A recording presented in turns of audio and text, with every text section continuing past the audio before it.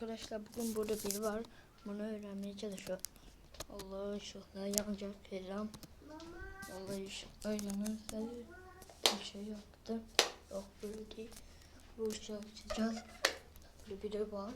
Çünkü yanacak bugün. Yanarsa burada yemek yemiş bile. Bak. Bakın. Siz de. Bakın yemek yemiş.